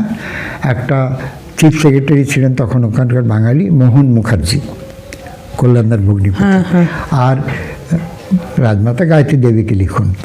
তার কারণ আমরা মিউজিয়ামের জিনিস তো বাইরে দিই না, বিশেষ করে এইরকম কাজে ব্যবহার এ তো হয় না, এগুলো ওদের স্পেশাল পারমিশন ছাড়া হবে না। আর চিফ সেক্রেটারিকে লেখা এই জন্য প্রয়োজন যে গভর্নমেন্টের সমস্ত প্রোটেকশন এবং লজিস্টিক্সটা দরকার। বললেন হ্যাঁ, আমরা অলরেডি রয়েছে, আমি গায়ত্রী দেবীকে চিঠি লিখব। তারপরে উনি লিখলেন, তারপর আমাকে জানালেন যে হ্যাঁ, উনি পারমিশন পেয়েছেন, বলেছেন তুমি তোমার ওপরে ছেড়ে দিয়েছেন সব ব্যাপারটা, আপনার ওপরে। তখন আপনি বলতেন। তো তারপরে উনি এলেন এবং আমাদের সব জিনিসপত্রগুলো দেখলেন, সিলেক্ট করলেন। কিন্তু এখানে একটা ছোট্ট ঘটনা আছে, সেটা বোধহয় বলা দরকার। সেটা হচ্ছে, ঘটনাটা হচ্ছে উনি যখন আমাদের যেটা আর্মস অ্যান্ড ওয়েপন সেকশন, ওখানে শিলেখানা বলা হয়, দেখতে গেছেন। আমি বললাম যে এই দেখুন, এখানে অনেক যতগুলো আপনি ফায়ার আর্মস আছে, তারপরে উটের ওপরে ক্যামেল গান বলে একরকম বড় বড় গান, সেগুলো আছে। উনি ওগুলো সব দেখলেন, দেখে তারপরে আমার অফিস ঘরে এসে বসেছেন। বসে মধ্যে ম্যানেজার আমার সামনেই, উনি তাকে বললেন যে 24টা 1 ইঞ্চি লোহার পাইপ তৈরি করতে। আমি শুনছি, তা আমি কিছুক্ষণ পরে থাকতে পারলাম না। মানিদা কেন আপনি এটা বললেন? তখন বললেন না, মানে আপনার যে বন্দুকগুলো তার ভেতরে দুরকম আছে, কিছু আছে 1857 আগেকার যেগুলো আমি চাই, আর কিছু আছে তারপরের, সেগুলো 1 ইঞ্চি ছোট। সাংঘাতিক অবজারভেশন। আশ্চর্য হয়ে গেলাম। যিনি একবার গেছেন, একবার চোখ বুলিয়েছেন, হার্ডলি 3-4 মিনিটের বেশি সময় নয়, তখনই ওর নজরে পড়ে গেছে যে এগুলো যখন ভারতবর্ষের প্রথম অর্ডিন্যান্স ফ্যাক্টরি তৈরি হলো 1857 পর, তারপরেকার জিনিস। টাওয়ার অফ লন্ডনের মার্কিং নয়, আর বাকিগুলো টাওয়ার অফ লন্ডনে তৈরি, ওইখানে তফাৎ। তো তখন আমি বুঝলাম যে মানে একজন বিশ্ববন্দিত ফিল্ম ডাইরেক্টর তো এমনি হয় না, তিনি আলাদা মানুষ। তো সেটা একটা ব্যাপার। তারপরে ক্রমশ উনি আবার যখন হীরক রাজার দেশেতে, তখনও অন্য অনেক জিনিস দরকার ছিল, বিশেষ করে উট এবং হাতির যে সমস্ত অর্নামেন্ট এবং গাড়ি, সেগুলো আমরা ওদের দিতে পারলাম। তো তখনই উনি আমাকে মানে এনকারেজ করলেন এবং বললেন যে তুমি সন্দেশ পত্রিকা, তখন ক্রমশ আপনি থেকে তুমি হয়ে গেছে, সেটা শ্যামলীর খানিকটা অবদান আছে, যে লেখো। তো তখন আমি জয়পুর সম্বন্ধে বেশ 4-5টা লেখা আমি সন্দেশ পত্রিকার জন্য দিই ছোটদের, এবং সেগুলো সবগুলোই তার উপাদানগুলো কিন্তু মিউজিয়ামে ছিল, যেগুলো উনি দেখেছেন। তার ভেতরে 1-2টো ছবির ইলাস্ট্রেশনও উনি করেছিলেন, এবং ওই আলাপটা পাকাপাকিভাবে রয়ে যায় জীবনের শেষ, মানে ওর জীবনের শেষ পর্যন্ত। এবং আমার সঙ্গে ওর পত্র বিনিময় যা হয়েছিল, প্রায় 36টা চিঠি আমার কাছে আছে বিভিন্ন বিষয়ে।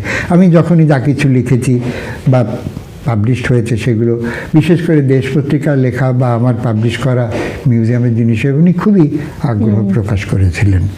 আর তারপরে তো স্বাভাবিকভাবেই ওর তো আপন করে নেবার একটা অদ্ভুত ক্ষমতা ছিল, তো নিয়েছিলেন।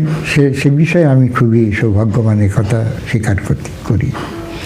তার মানে দাঁড়ালো এই যে আপনি প্রাচীন ভারতীয় ইতিহাস নিয়ে পড়াশোনা করেছেন প্রথমে, তারপর মধ্যযুগ, শিল্প ইতিহাস, এদিকে মিউজিয়ামের দায়িত্ব, পরে আপনি পড়িয়েছেন, তো এত বিচিত্র সমাহার, আবার ওকালতিও পড়েছেন।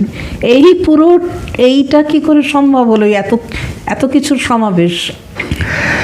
না, আবার আমরা জানি যে আপনার নানা রকম শখ আছে, আপনি ছবি তোলেন, আপনি একটু সামান্য হলেও সামান্যর বেশি ছবি আঁকেনও বটে, গান শোনা, একটু কখনো গান গাওয়া, এগুলোও আছে, ফুল সাজানো সেটাও মানে, এবং রান্নাঘরেও আপনাকে দেখা যায় নানা রকম এক্সপেরিমেন্ট করতে। তো এই এত ধরনের স্বভাবের বৈচিত্র্য, অন্বেষণের এত রকম অভিমুখ, এর দুটো ভাগ আছে। প্রথম ভাগটা হচ্ছে যে আমি যেমন বললাম যে মিউজিয়ামে তো বিভিন্ন ধরনের জিনিস থাকে, আর জয়পুরে আমাদের মিউজিয়াম কালেকশন বড় হলো, লোকজন কম ছিল, সেই জন্যে ওখানকার জিনিস, যেমন একদিন আমার একজন সহকারী এসে জানালো যে অনেকগুলো প্রায় 200-250 গ্লাস নেগেটিভ ওরা কাঁচ হিসেবে উদ্ধার করবার চেষ্টা করছে, তার ওপর কাজ ব্রোমাইড প্রিন্টগুলোকে তুলে দিয়ে। আমি মাথায় হাত দিয়ে চুল ছিঁড়তে চলে গেলাম, বন্ধ করলাম। তখন অলরেডি 7-8টা নষ্ট হয়ে গেছিলো, আরও বেশি নষ্ট হয়ে গেছিলো। বাকিগুলো উদ্ধার করা হলো। উদ্ধার করে দেখা গেল সেগুলো মহারাজা সবাই রাম সিং 1864 পর থেকে 80 পর্যন্ত, উনি মারা গেছেন 1880 সালে, তখনকার তোলা ছবি তুলেছেন উনি নিজে। তো তখন স্বাভাবিক জানতে হবে কী জিনিস। তো আমি গবেষণা শুরু করে তখন ফটোগ্রাফিক হিস্ট্রি সম্বন্ধে যতটা জানা সম্ভব করে আমরা একটা এক্সিবিশন তৈরি করলাম। আমার খুব রিগ্রেট, এটা মানিকদা জানতেন, এবং মানিকদাও একজন খুব নামকরা আমেরিকান ফটো হিস্টোরিয়ান এরিক মারা গাটম্যান, তাকে পাঠিয়েছিলেন আমার কাছে, তিনিও এসেছিলেন। এবং মানিকদার নিজেরও এই এক্সিবিশনটা দেখার খুব ইচ্ছে ছিল, কিন্তু সময় করতে পারেননি। তো আমারও ইচ্ছে ছিল একটা ভালো ক্যাটালগ তৈরি করার, কিন্তু সেটা করতে পারিনি।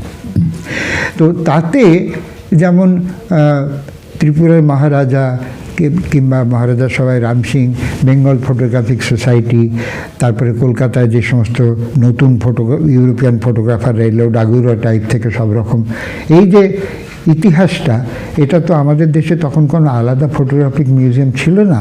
এখন একটা হয়েছে, সেটা ব্যাঙ্গালোরে। আর কিছু কপিলা বাদশাহজি, উনি ইন্দিরা গান্ধী সেন্টারেও অনেক পুরনো ছবি কালেকশন জোগাড় করেছেন। আর বিশেষ করে এখন আমি শুনেছি, আমি দেখিনি, যে কিরণ নাডার মিউজিয়ামে ওরা ওল্ড ফটোগ্রাফ কালেক্ট করছেন। তো তাতে তখন দেখা গেল যে জয়পুরে যে বিশ্ববিখ্যাত ভারতীয় ফটোগ্রাফার, তাদের সমস্ত কাজ কিন্তু রয়েছে। সুতরাং এটাও একটা বিষয়। আমরা কলকাতায় ভাবি যে আমরা অতটা নজর দিইনি, কিন্তু কলকাতায় অনেক বড় বড় প্রাইভেট কালেক্টর আছেন যাদের কাছে পুরনো ফটোগ্রাফ রয়েছে। তো এই সব জিনিস সেটা মালবিকা কার্লেকার লিখেছেন এ নিয়ে, যে তখনকার দিনের মেয়েদের ছবি বা মেয়েরা ছবি তুলছে এরকম।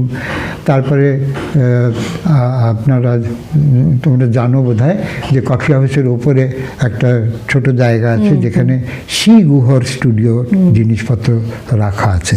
তারা এই বিষয়ে আলোচনা করতেন। আনফর্চুনেটলি যিনি এগুলো সৃষ্টি করতেন তিনি মারা গেছেন, কিন্তু ওই কাজটা এখনও রয়েছে, সেখানেও কালেকশন কিছু কিছু আছে। এটা গেল ফটোগ্রাফি। আরেকটা বিষয় যেটা তুমি বললে, যেটাতে আমি ছোটোবেলা থেকেই, সেটা হচ্ছে স্ট্যাম্প আর কয়েন। তো জয়পুরে এইরকমভাবে আমরা একটা পোস্টাল হিস্ট্রি, কলকাতায় জিপিওতে আছে, কিন্তু পোস্টাল হিস্ট্রির যে একটা গুরুত্বপূর্ণ বিষয়, আমি জানি এর উপরে পিএইচডি কাজও হয়েছে। পোস্টাল হিস্ট্রি একটা খুব গুরুত্বপূর্ণ বিষয়। এবং শুধু তাই নয়, পোস্টাল হিস্ট্রিতে আরেকটা দিক আছে, একটা স্ট্যাম্পের ডিজাইনটা তৈরি করা, ডিজাইনটা থেকে যারা মানে যেমন কয়েনের ডিজাইনার আলাদা রয়েছেন সেরকম রয়েছে, কী থিম হবে, কিভাবে হবে, কত ছাপা হবে, কী ডিস্ট্রিবিউশন হবে, কীরকম ফার্স্ট ডে কভার হবে, এর তো একটা বিরাট মানে প্রস্তুতি পর্ব আছে। তো সেরকম মিউজিয়াম যদিও রয়েছে জিপিওতে, এত ডিটেলে তারা যান না। কিন্তু আমরা জয়পুরে একটা পোস্টাল হিস্ট্রির কালেকশন তৈরি করেছিলাম, এবং যেটা রাজপেক্স বলে, ওরা একটা অ্যানুয়াল এক্সিবিশন স্ট্যাম্পের হয়, কলকাতাতেও হয় আজকাল। তো স্ট্যাম্প তো এখনই তো অবসোলেট হয়ে যাচ্ছে, এখন তো আর স্ট্যাম্প নেই। স্ট্যাম্প কালেকশন করার নতুন প্রজন্মের কাছে সেটা খুবই একটা দুর্লভ ব্যাপার। কিন্তু আমার মনে হয় এখানেও আমাদের পোস্টাল হিস্ট্রি সম্বন্ধে যথেষ্ট কাজ করবার সুযোগ আছে। তো আপনি তো বিদেশে বিভিন্ন মিউজিয়াম, মানে লন্ডনে British museum, Victoria Albert museum, ওদিকে আমেরিকায় মেট্রোপলিটন মিউজিয়াম, আবার মধ্যপ্রাচ্যেও আপনি দোহা বা কুয়েতে মোগল পেন্টিং দেখতে গেছেন। এই যে অভিজ্ঞতাগুলো, এত দেশ বিদেশের মিউজিয়াম এবং সেখানকার সঙ্গে সংযুক্ত বিভিন্ন পণ্ডিত মানুষদের সঙ্গে ইন্টারাকশন, এটা তো আপনাকে কিভাবে উজ্জীবিত করেছে বলে আপনার মনে হয়, বা এই অভিজ্ঞতাগুলো কি করে আপনাকে? প্রথম কথা যে মানে আমার এখনও এই এত বছর বয়সে আমার এইটুকু মনে হয়েছে যে যতদিন বাঁচি ততদিন শিখি। শেখবার জিনিসের তো অভাব নেই, আমরা আর কতটুকুই শিখতে পারি, এটা একটা কথা। আরেকটা হচ্ছে বয়স বাড়ার সঙ্গে সঙ্গে যখন পরিচিতির পরিধি কমে যায়, তখন বাঁচবার তো একটা রসদ চাই, একটা অবলম্বন চাই। তো আমার এই যে ছবি তোলা বা ফুল সাজানো, এটা যেমন প্রাতঃভ্রমণের সময় নজরে পড়ে, সেগুলো এনে আমি তখন ভাবি যে এটা তো এক ধরনের আমার মনটাকে অনেকখানি তাজা রাখে, করছে, সমৃদ্ধও করছে। আর আজকাল কি হয়েছে, যেহেতু এই যাকে বলে সোশ্যাল মিডিয়া, সেখানে অনেক লোককে জানাবার, তখন মাঝে মাঝে মনে হয় যে আমার পোস্টগুলো অন্তত লোকে জানতে পারছে যে হ্যাঁ আমি এখন আছি। নিঃশব্দে চলে যাবার সময় তো হয়েছেই, কিন্তু তা সত্ত্বেও সেটা।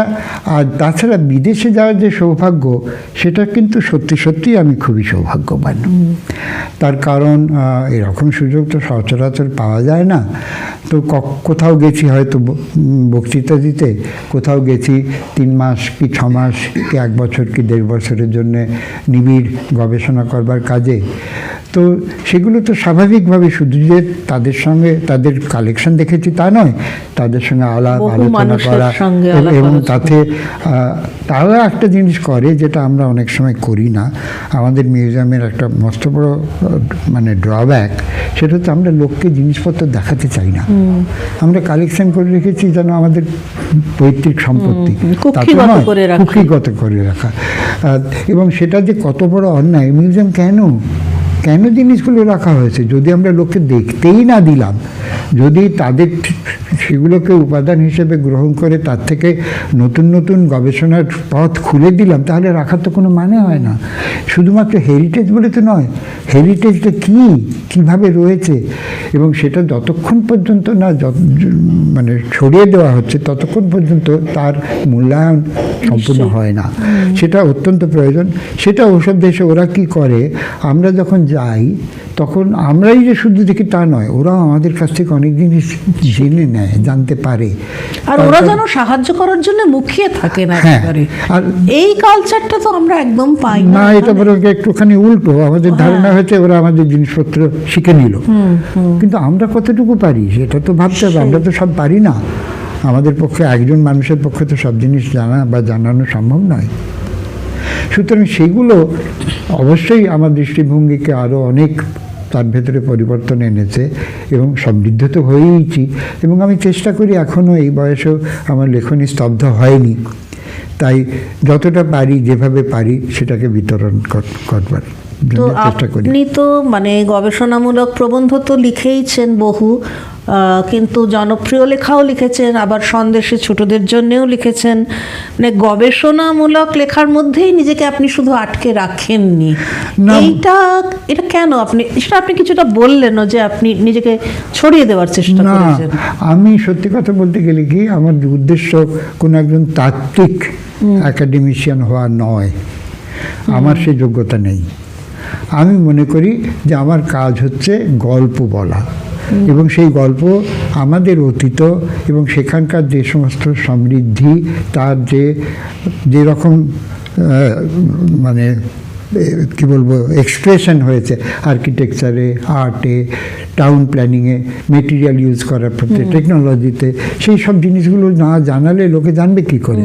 এবং আমাদের ইতিহাস বলতে তো শুধুমাত্র রাজনৈতিক ইতিহাস নয়, আমাদের ইতিহাস তো এখনো ছড়িয়ে রয়েছে, কতটুকু আমরা জানি বা জানাতে পারি। সুতরাং সেটা তো একটা মস্ত বড় কাজ। সবাই যদি তত্ত্ব আর নিয়ে পড়ে থাকে তাহলে তো চলবে না। সুতরাং আমার কাজ, আমি মনে করি যে আমি কাজটা হচ্ছে ওই আগেই যে কথাটা বলেছিলাম যে পাবলিশ অর পেরিশ, জিনিসগুলোকে লোক সমক্ষে আনা, আরও যারা গবেষণা করবেন তাদের পথকে প্রশস্ত করা।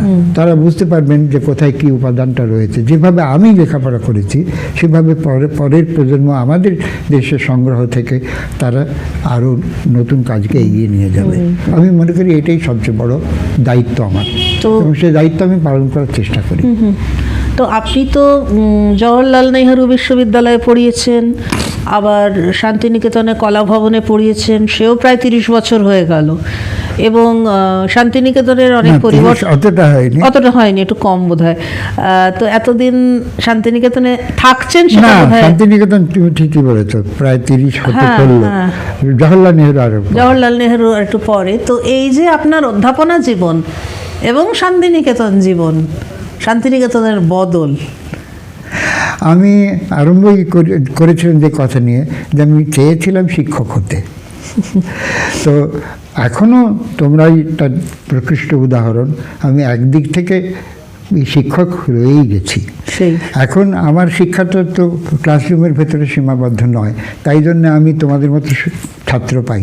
তোমরা তো আমার ছাত্র নও, কিন্তু তোমরা আমাকে শিক্ষক বলে যে মেনে নিয়েছো, এটাই তো আমার কাছে সবচেয়ে বড় গেম। এই তোমরা অঙ্কন পুরকাইতের কথা বললে, অঙ্কনও তো তাই, অঙ্কন তো আমার ডাইরেক্ট ছাত্র নয়, এবং আমি জানি তোমরাও আমার ছাত্র হয়ে গেলে এখন, তোমরা দুজনেও। আর আপনার পরিবারের, বিশেষ করে শ্যামলীদের ভূমিকা আপনার কাজের সঙ্গে, সেটা কিছু বলবেন? না, সেটা তো নিশ্চয়ই বলতেই হয়, তার কারণ শ্যামলী ঠিক বলতে গেলে আমার পথ অবলম্বনই করেছে।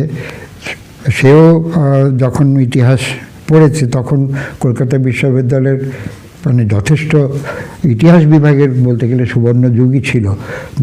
যতজন নামকরা অধ্যাপক তখন ছিলেন, মানে শ্যামলীর লাস্ট ব্যাচ হচ্ছে সুশোভন সরকারের, ভাবাই যায় না এখন। এসপি সেন, তারপরে এন.কে. সিনহা, তারপরে শুধুমাত্র অনিল ব্যানার্জি ছিলেন না, আরও অজয়ও তো কাছাকাছি ছিল। অজয়ের ক্লাসও শ্যামলী করেছে। অজয়কে আমি যদিও ইংল্যান্ডে পেয়েছিলাম। তো এরা তো ইতিহাসের মানে একদম দিকপাল। দিকপাল। আর শ্যামলীর সহপাঠী আমি আগেই বললাম যে কল্যাণ চক্রবর্তী এবং রজতকান্ত রায় তো বটেই, বাকি সহপাঠীরাও অনেকেই বিভিন্ন বিশ্ববিদ্যালয় এবং কলেজে পড়াচ্ছে। তো শ্যামলী অবশ্য মিউজিওলজির দিকে চলে আসে এবং মিউজিয়ামেও, সিটি প্যালেসে মিউজিয়ামে কাজ করেছে। তার গবেষণার বিষয় ছিল ওখানকার, যে আমি আগেই বলেছি বোধহয়, মুঘল কার্পেট। তো মুঘল কার্পেট যে একটা জিনিস এবং সেটা যে কতখানি গুরুত্বপূর্ণ সেটা তো এখনো জানা হয়নি। তো শ্যামলী অবশ্য সেই থিসিস পাবলিশ করেনি, করা উচিত, করলে পরে। শ্যামলীদের টেক্সটাইল নিয়ে এমনি টেক্সটাইল নিয়ে কাজ এবং সে সম্বন্ধে শ্যামলী লিখে হচ্ছে কিছুটা, কারণ আমাদের দেশে টেক্সটাইল হেরিটেজ সম্বন্ধে এখন অনেকটাই ইন্টারেস্ট গ্রো করেছে, আগে ততটা ছিল না। আমরা, আমাদের দেশ যে এই সাংঘাতিক রকমের গুরুত্বপূর্ণ যে ঐতিহ্য টেক্সটাইল, সেটা সেই মানে রোমে বা ইয়েতে মসলিন যেত এইটুকু জেনেই আমরা সন্তুষ্ট, কিন্তু তা তো নয়। এই ইতিহাস অত্যন্ত পুরনো। আমরা মহেঞ্জোদারোতেও কাপড়ের উদাহরণ পেয়েছি, আমরা ইজিপ্টে অনেক কিছু জানতে পেরেছি, ইজিপ্ট আমাদের দেশে যেভাবে বস্ত্র সম্ভার যেত। সুতরাং এই শিল্প সম্বন্ধে আমাদের কিছু কিছু কাজ হয়নি তা না, যেটা অনেকটাই কিছুটা ঐতিহাসিক দিক থেকে কাজ করেছে সুশীল চৌধুরী এবং এখন তীর্থঙ্কর লন্ডনগুলো বিকনসে তীর্থঙ্কর রায় করছে, কিন্তু তারা ট্রেড অ্যান্ড কমার্সের সূত্রে করছে। কিন্তু আসলে আমাদের দেশে এখানে কি কাজ, সেটা এখন কিছু কিছু কাজ হচ্ছে, শ্যামলীর কাজ কিছু করেছে এবং বাংলাদেশেও এই সম্বন্ধে কাজ হয়েছে বা হচ্ছে। সুতরাং এটা একটা অত্যন্ত গুরুত্বপূর্ণ দিক এবং এখানে অনেক কাজ করবার সুযোগ আছে। তো শ্যামলী কিছুটা হয়তো মানে আমি যদি বেশি ডিমান্ডিং হই, স্বাভাবিকভাবে কাউকে তো সাপোর্ট করতে হয়, তো সেই জন্য একটু পেছনে দিকে রয়ে যায়, তো সে দায়িত্ব আমারই। না, আপনি তো প্রায় 60 বছর হলো এই ডিসিপ্লিনে দেখছেন, নিজে কাজ করছেন, বহু মানুষকে দেখেছেন। এই যে ডিসিপ্লিনের বদলটা, বা যদি বদল হয়ে থাকে আদৌ, এইটাকে আপনি কিভাবে এটার কথা বলবেন? আমাকে এটা সত্যি কথা বলতে গেলে কি খুব পীড়া দেয়, বিশেষ করে উচ্চশিক্ষার ব্যাপারটা। আমাদের দেশে যে কোনো কারণেই হোক উচ্চশিক্ষার দরজাটা একটু বেশি খুলে রাখা হয়েছে। যারা শিক্ষার জন্য আসেন তারা সকলেই যে শিখবো বলে আসেন তা নয়, খানিকটা কিছু নেই, কোনো উপায় নেই, বা আর কোনো এনগেজমেন্ট নেই, আর কোনো এনগেজমেন্ট নেই, চাকরি নেই, ভবিষ্যৎ। বিশেষ করে আমাদের এখনকার যে পরিস্থিতি সেটা সত্যিই খুবই উদ্বেগজনক। তো স্বাভাবিকভাবে পৃথিবীর প্রত্যেক দেশই উচ্চশিক্ষাটা শুধু তাদের জন্যেই যারা একটা পার্টিকুলার ডিসিপ্লিনকে অনেক এগিয়ে নিয়ে যেতে চায়। আর দ্বিতীয় কথা হচ্ছে, আমি আরেকটা জিনিস বলবো, কারণ তোমরা সবাই শিক্ষক, যে শিক্ষকদের দায়িত্ব আছে, যা সব শিক্ষক কিন্তু সেটা সবভাবে পালন করেন না। এটা দুঃখের বিষয়, কিন্তু করেন না, এটা ফ্যাক্ট, মেনে নিতেই হবে। কারণ শিক্ষক শুধু যে কী বলে হাতে কলমে একটি একটি অক্ষর পড়িয়ে শেখাবেন তা তো নয়, তার কাজ হচ্ছে অনুপ্রেরণা দেওয়া, সেটা খুবই গুরুত্বপূর্ণ। আর দ্বিতীয় কথা হচ্ছে যে যদি না যারা শিক্ষার্থী তারা কিভাবে কাজ করছে, কেন করছে না, কিভাবে পাচ্ছে না, তাদের যে একটুখানি দেখিয়ে দেওয়া, একটু রাস্তা দেখানো, এই কাজটাও কিন্তু অনেকেই করেন না। আমার কাছে অনেকেই আসে যারা বিশেষ করে আমাদের লাইনে অনেক কিছু কাজে করতে আছেন, তারা এসে একটা রাস্তায় এসে দাঁড়িয়ে পড়েন, এবারে কোন দিকে যাবেন ঠিক বুঝতে পারেন না। আমি মনে করি যে বিশেষ করে যারা গবেষকদের ওপরে রয়েছে, রিসার্চ গাইড, তাদের কাজ হচ্ছে কিন্তু এই রাস্তাটা দেখিয়ে দেওয়া, এগোবে সে। আমার মনে আছে প্রফেসর কডিংটন একজন ছাত্রকে অত্যন্ত রূঢ়ভাবে ফিরিয়ে দিয়েছিলেন, কারণ সে বলেছিল যে স্যার আমি এই সাবজেক্ট, বলেছেন ওই সাবজেক্টটা তো তুমি উপাদান সংগ্রহ করে আসোনি, তাহলে কী নিয়ে কাজ করবে? বলেছে আপনি বলে দিন। বলে আমি বলবো আর তুমি সেটা নিয়ে করবে? তোমার মনের ভেতরে যতক্ষণ পর্যন্ত না জিজ্ঞাসা আসছে তখন তো আমার বলার কাজ হবে না। তো তো এই যে ব্যাপার জিজ্ঞাসুর যে জিজ্ঞাসা, সেটা শিক্ষক, উপযুক্ত শিক্ষক কিন্তু আমি যে আমার যে শিক্ষকদের নাম করলাম তারা তো কেউই আমাকে ওই রকমভাবে হাতে কলমে শিখিয়ে দেননি।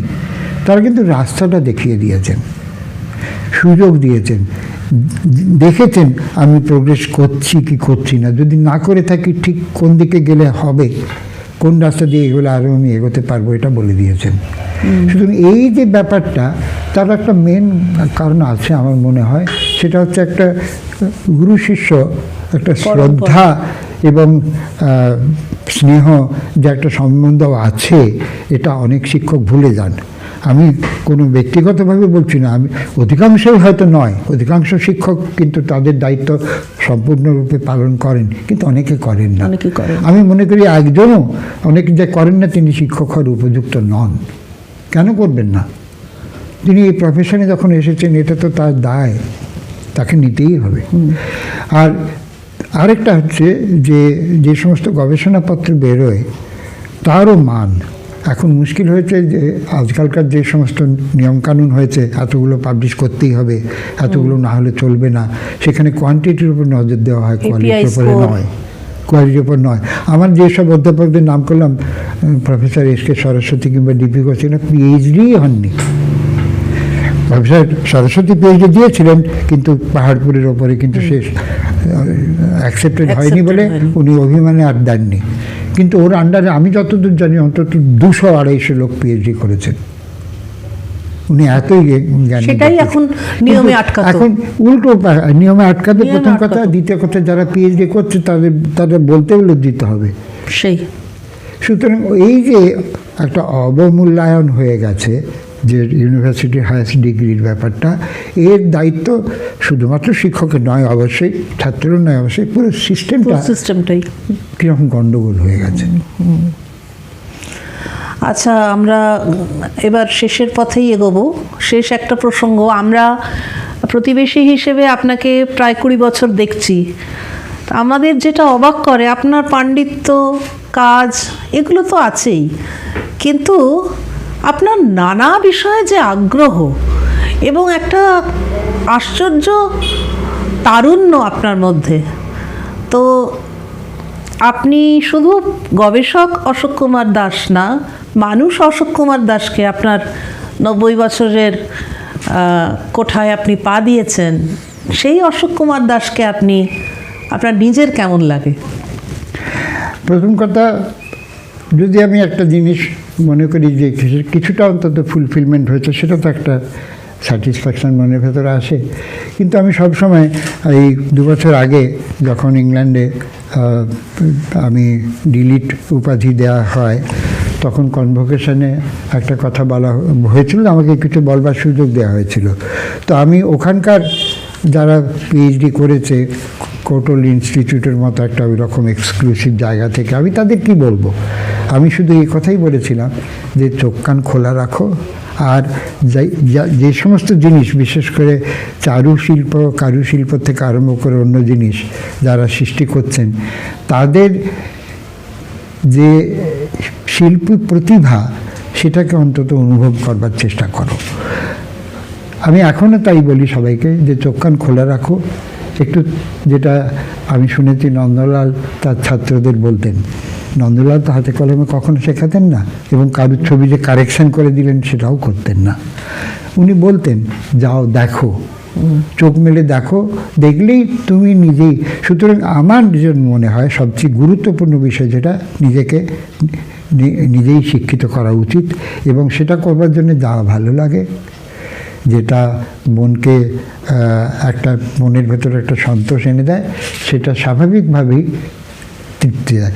তো আজকে দিনে মনে হয় তোমাদের মতো মানুষ যারা নিজেরা এত উচ্চশিক্ষিত, এবং তোমরা, আমি জানি শুধু শিক্ষক নয়, গবেষণার ক্ষেত্রে কীভাবে কাজ করো, তোমরা যখন আমার ভেতরে বা আমার সঙ্গে কথা বলে তৃপ্তি পাও বা আনন্দ পাও বা মনে করো যে কিছু জানতে পারলাম, আমার কাছে এর চেয়ে বড় আর স্যাটিসফ্যাকশন কী থাকতে পারে? এটা তো আমাদের পরম প্রাপ্তি। আমরা আজকে শিক্ষণে ও মননে সিরিজে বিশিষ্ট শিল্প ঐতিহাসিক অধ্যাপক অশোক কুমার দাসের সঙ্গে কথা বললাম। তার জীবনের নানান অভিজ্ঞতা, তার গবেষণা, তার পঠন পাঠন, তার কর্মক্ষেত্রের অভিজ্ঞতার কথা শুনলাম। তার শিক্ষকতার কথাও তিনি ছুঁয়ে গেছেন। তিনি সুস্থ থাকুন, ভালো থাকুন, তার কাজ আমাদের সমৃদ্ধ করুক।